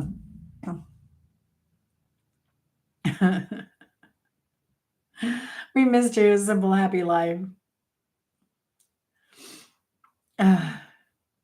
I'm sure it was hard finding the computer with your puffy eyes from listening to DOA.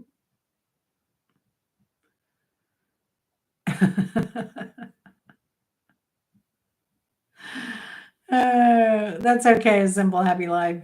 That means you probably haven't been on the tubes too much.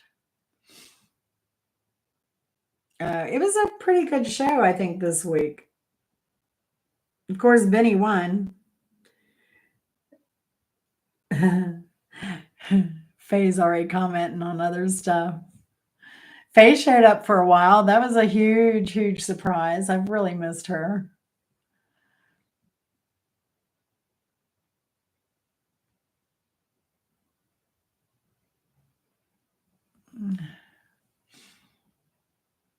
It was funny.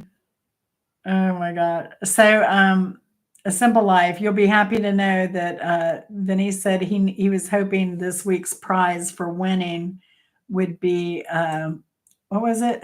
A big black? No, I'm sorry. It was a big tube of cooling gel. And so when I asked him how he was doing, he said he was crusty and scabby. I have not, but I did reach out to Jessie Scott, and Jessie said she's doing fine. She's doing some stuff around the house, but I did reach out to Jessie. I figured he would know, if anyone. So, Big Daddy Jessie Scott. Mm-hmm. Yeah, remember when he last week when he was playing with a lighter and he burned himself?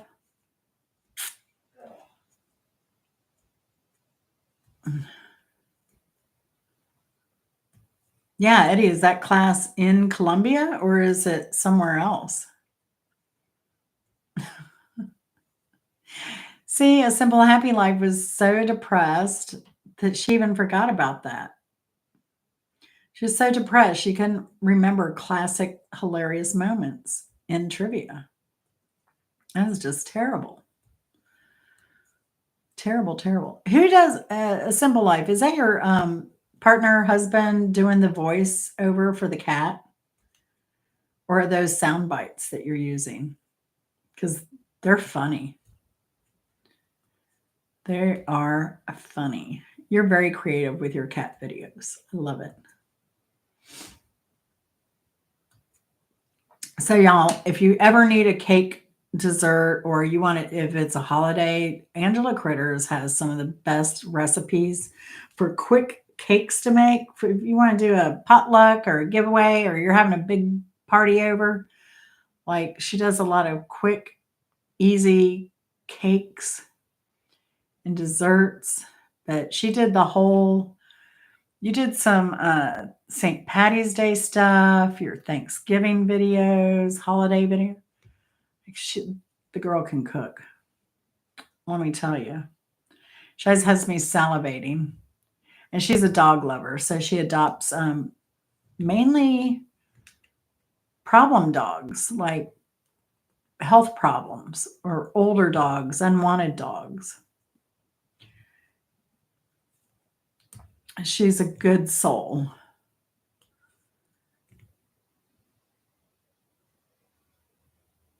Wow. Life in Colombia starts early. But Colombia, I think, has a really good life work balance, though, right, Eddie? They're not grinding at it like I've been known to do in my younger days of 60, 80 hours a week. I used to work sometimes.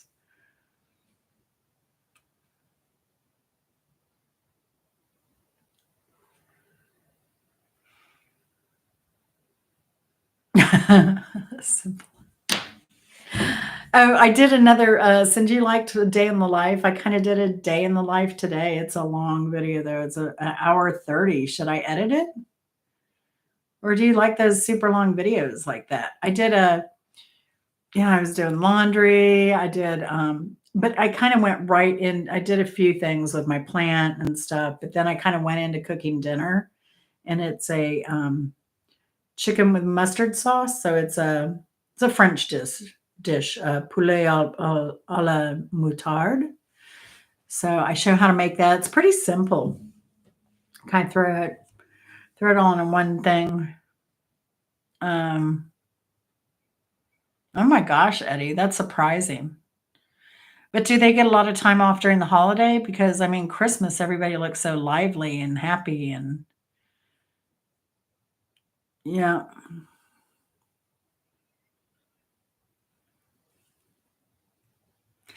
a simple life. The more you do videos, the more used to your voice you get. I mean, I hated my voice because I'll slur, I'll drop sounds off, stuff like that. I'm a lazy speaker. I live in the South. Even though I don't have a thick Southern accent. Now, Angela Critter has a beautiful Southern accent. Absolutely beautiful. Gorgeous Southern accent. I love listening to Angela speak. But, see, they're as bad as the US, Eddie. Wow.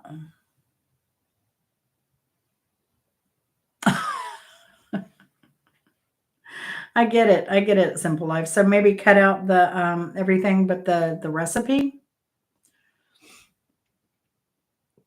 And it's hard to do. And like some people that I see that do a weekly kind of what I did this week kind of video, it's heavily edited.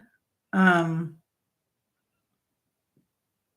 but I don't have kind of time to do everything like that. So maybe I'll just edit out all the other stuff and do the cooking thing. Even if I make references in the cooking video that you know I was talking about earlier or later. Wow, that's crazy. Crazy, Eddie.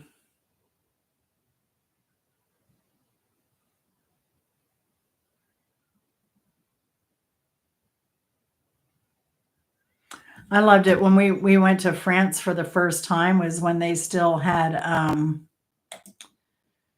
the no more than 35 hours a week work schedule. And then you get a month off, whatever. Because I was looking at working maybe with this company. I had done some other work. They did mostly microwave communications, but their name was Alcatel. And I was like, because we were in Le Mans, France, and I was like, oh, there's an Alcatel office right here. Maybe I could just get a job with them. But no, they were getting fined for working their people 40 hours a week, having meetings, after hour meetings, and holding their employees. But I think France now it's 40 hours, maybe even more. Not sure, but that was back 2001 perhaps or 2000, somewhere in that time period.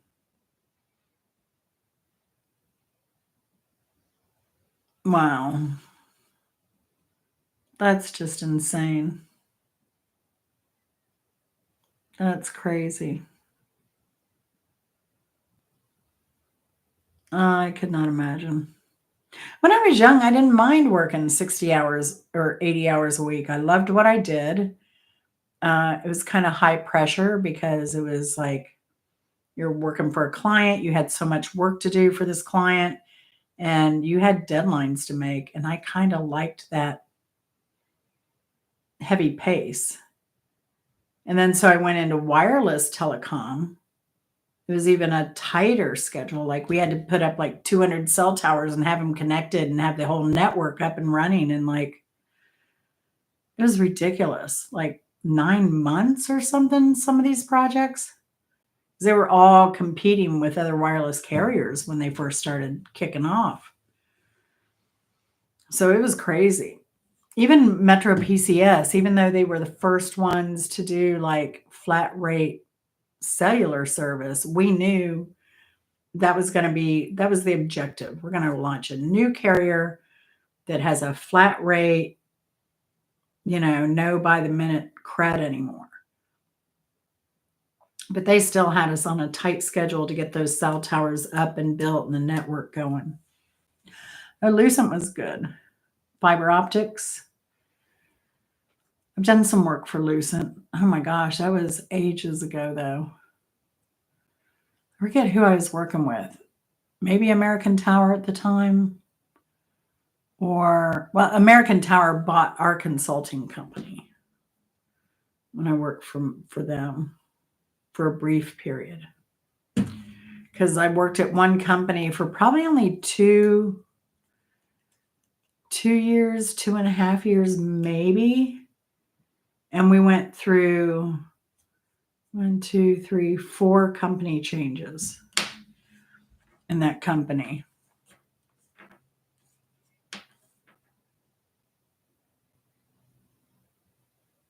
Oh, no, that's terrible, Eddie. Yes, they did. All their fiber. I managed like OC 192s and DS3s and all that good stuff.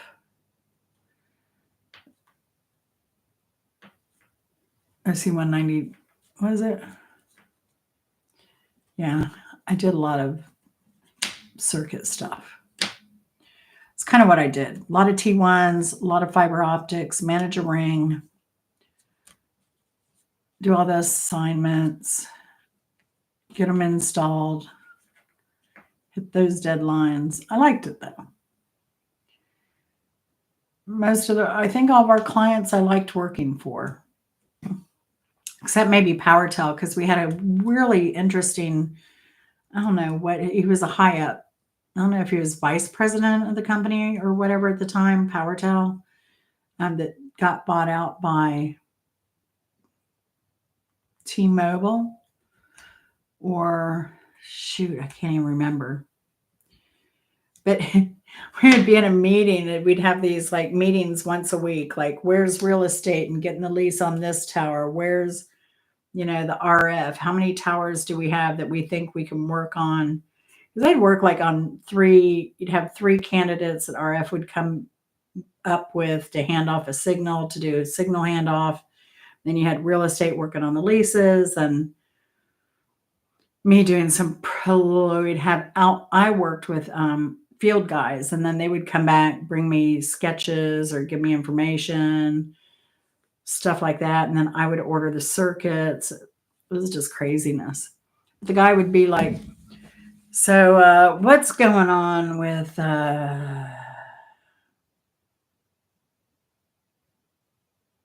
this site? And then, you would answer and he would just kind of sit back and cross his arms, and the room would be absolutely silent for like 2 or 3 minutes. And then he'd go on to the next one. It's like, is this guy zoning out? What's going on here? It was crazy. And then one of the guys, I remember, he was a jogger. This same guy, he was a jogger runner, and he would run every lunch period. So one of the guys took up running just so he could meet with the guy to discuss the project. It was crazy.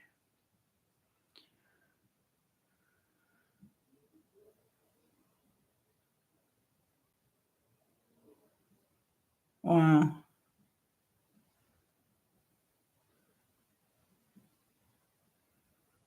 Pulling cables. Wow. Um in the central office then. You doing manhole work or central office work?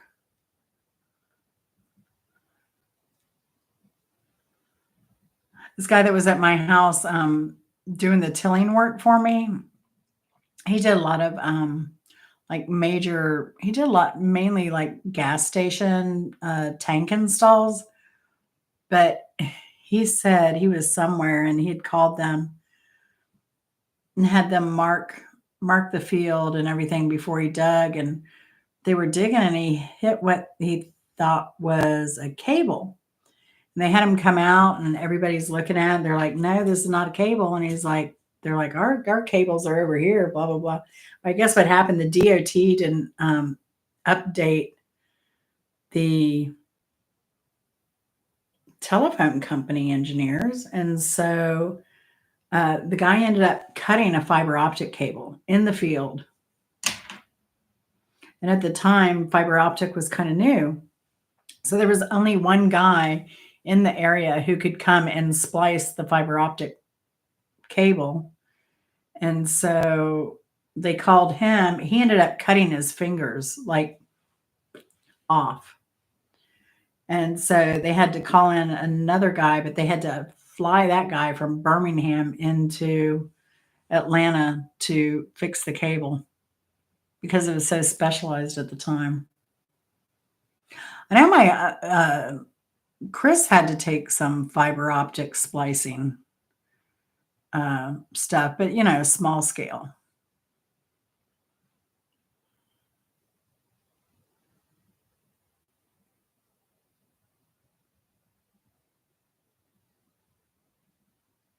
Yeah, it's crazy. So did you not stay in that field, Vinny? I mean, it pays pretty well, but I don't think I'd want to be oh, cable racks pulling. Yeah,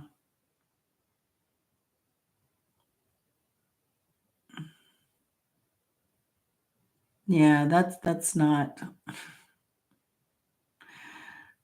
not easy work at all.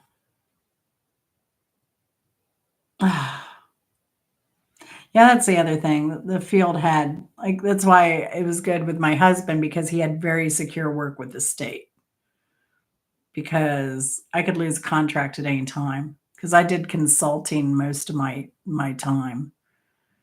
Actually, most of my career was consulting, whether it was plain old telephone or POTS or whether it was wireless. It was always project work with deadlines. But I kind of like that high stress environment, believe it or not. But I would never go back to it.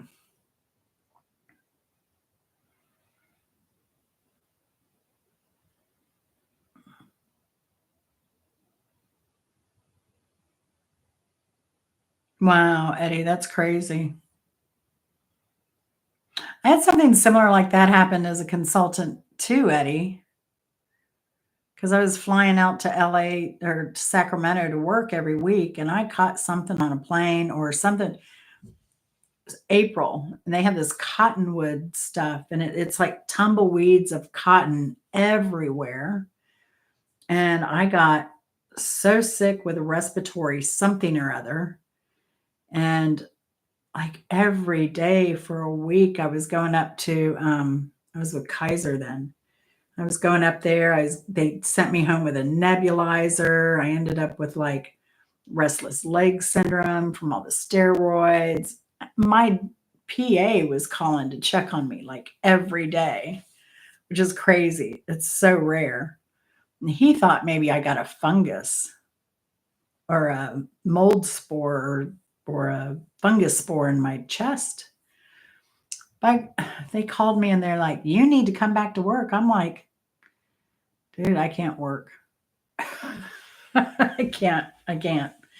And they're like, well, our client needs something like now. I'm like, well, you have to send me the RF data for me to even consider doing that. But I'm really, really sick. They demanded that I send them my doctor's visit paperwork, which legally they're not allowed to do. But I'm like, whatever. So I sent that.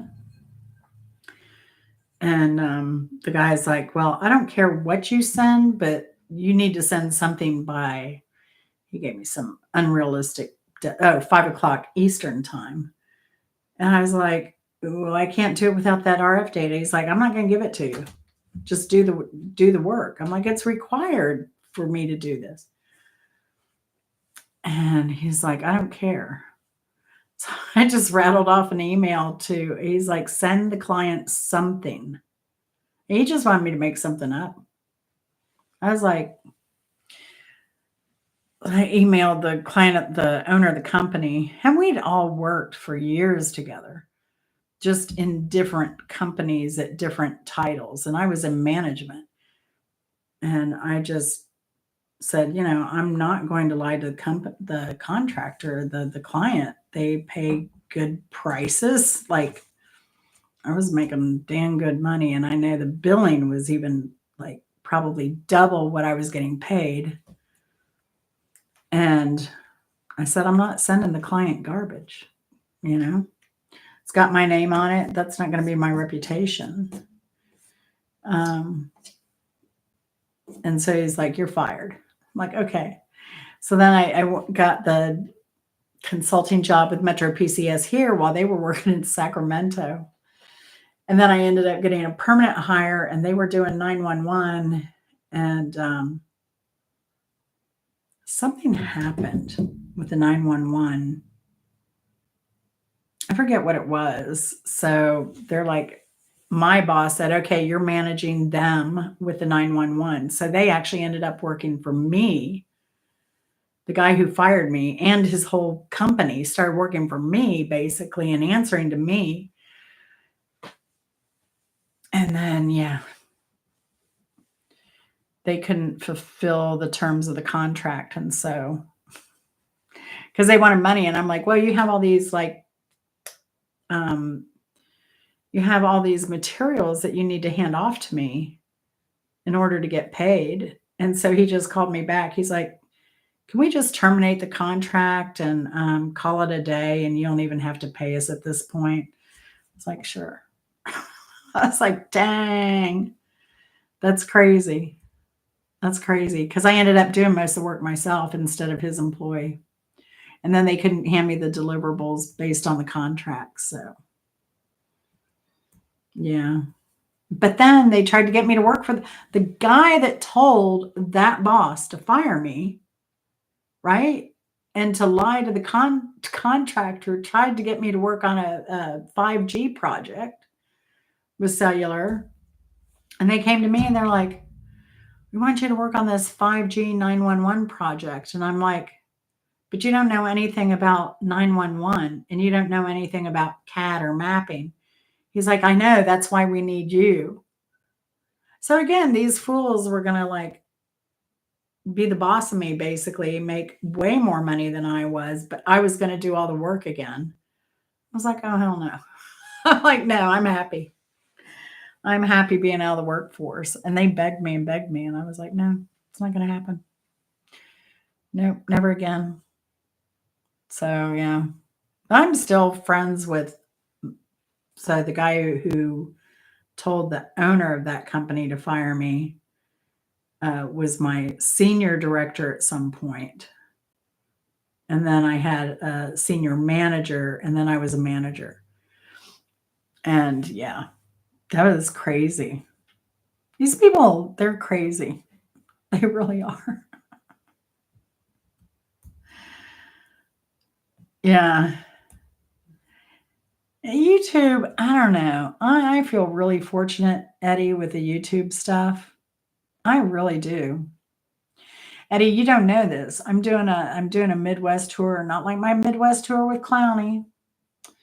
The clown who has the movie on Fossum for free, The Hard Life and Times of Clowny.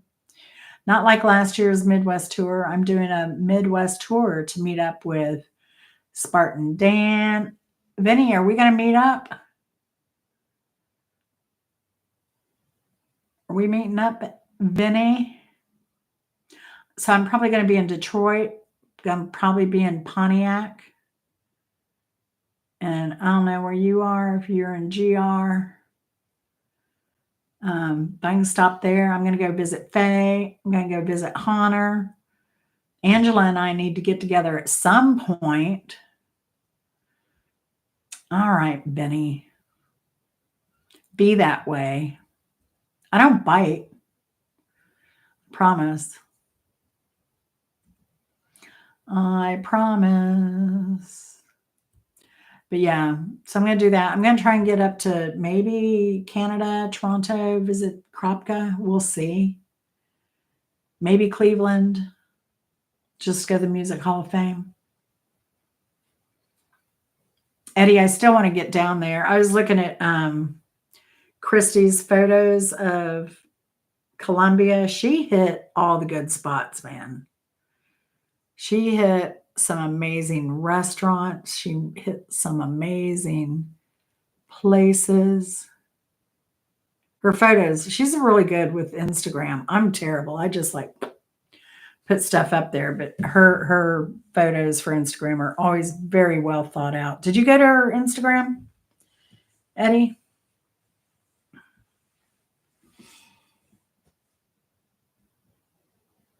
Yeah, slave drivers. They all are.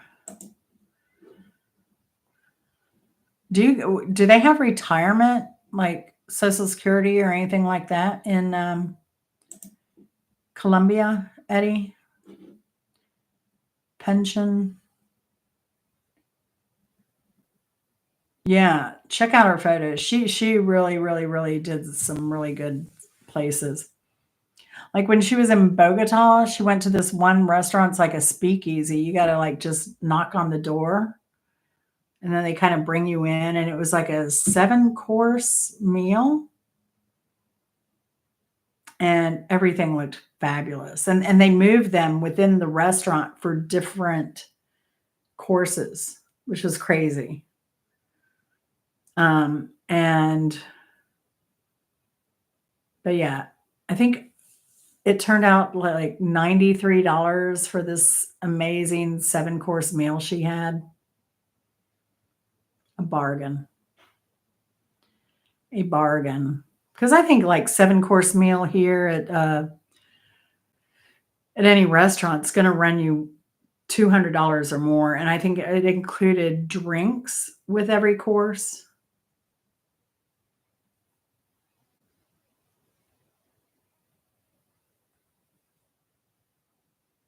Oh, excellent, Eddie. Excellent. Hang in there, Eddie. Hang in there. Hang in there. Yeah. Well, I think I'm going to call it a night. Angela, I hope your eyes get better. And man, I hate that you're paying that kind of money. I hate it, hate it, hate it. I mean, I just can't believe I was telling Eddie how much like medical is here. And even with insurance, you're paying out the nose for everything. Everything. And we have good insurance through some of the best insurance probably through the state. But now I'm kind of concerned because one guy in my neighborhood got hit by another car on his motorcycle. He had to get life flighted up to North Carolina, University of Tennessee, because he was in North Georgia mountains. And he was up there for I don't know how long. And they're like, when he goes home, he needs to have physical therapy and he needs to have this and he needs to have that. Number one, well, they're not paying for rehab. Like he should have gone to a rehab facility and Blue Cross, Anthem, whatever he has, isn't even paying for rehab after being hit by a car and motorcycle. So now she has to work full time. in the midst of going back and forth from University of Tennessee for his care. Now she has him home. She's got a paid out of pocket for a hospital bed. I guess she's renting that. She's having to pay for all of his needs, pads, like everything, gauze, all the supplies. And now his shoulder is frozen.